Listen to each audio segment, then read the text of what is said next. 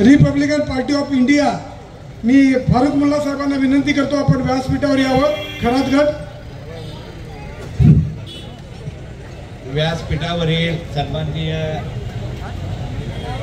मुन्नाबाई फुले आमचे सगळे मित्र मंडळी बंधू आणि भगिनींनो, मी या ठिकाणी जास्त काय बोलणार नाही, पण तुम्हाला गेल्या 30 वर्षामध्ये गुंठेवारी चळवळ आपण या संबंध महापालिका क्षेत्रामध्ये चालवली।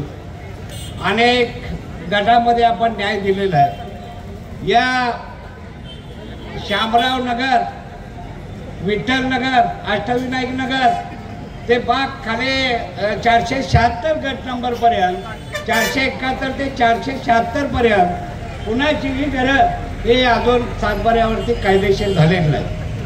ज्याचं कारण असं आहे मित्रांनो, रिग्रँटचा शेरा पडला असल्यामुळं आणि रिग्रँटमध्ये ज्या वेळेला होत असताना ज्या काय त्रुटीपूर्वीच्या 30-40 वर्षापूर्वी ज्या राहून गेलेल्या आहेत ते पूर्तता करायचं काम या निवडणुकीनंतर हा चंदनदादा चव्हाण तुम्हाला करून दिल्याशिवाय राहणार नाही। या पद्धतीचा मी या ठिकाणी शब्द देतो, कारण एका गटामध्ये 35 शिष्य आहेत आणि महानगरपालिकेने फक्त प्रमाणपत्र त्या लोकांना दिलेले आहेत।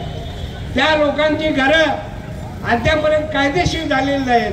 तर मी या ठिकाणी तुम्हाला शब्द देतो, या येत्या 20 तारखेला आपल्या बाबांना प्रचंड मतानं विजयी करा। मी बाबांच्या बरोबर आहे आणि तुमची घरं या परिसरातला फक्त राहिलेलं आहे। आणि या अमर पडळकरची एक गल्ली त्या ठिकाणी शामराव नगरमधली ती सुद्धा देवस्थानं बाधित झालेलं आहे। ते सुद्धा देवस्थान उठून द्यायची ग्वाही मी या निमित्तानं तुम्हाला मी देतो।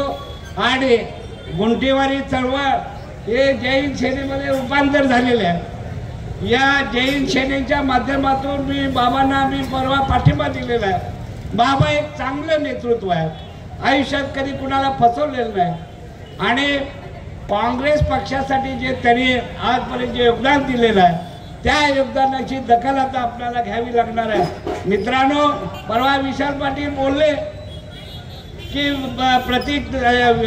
पृथ्वीराज बाबा हे सक्षम उमेदवार नाहीत। मी त्यांना सांगू इच्छितो की तुम्हाला जर या मतदारसंघाचा निर्णय तुम्ही ठरवायला तुम्हाला अधिकार कुठे दिला, तर या ठिकाणी ही जनता ठरवणार आहे। येत्या 20 तारखेला बाबांना प्रचंड मतानं आपल्याला विधानसभेवरती पाठवूया एवढंच बोलतो।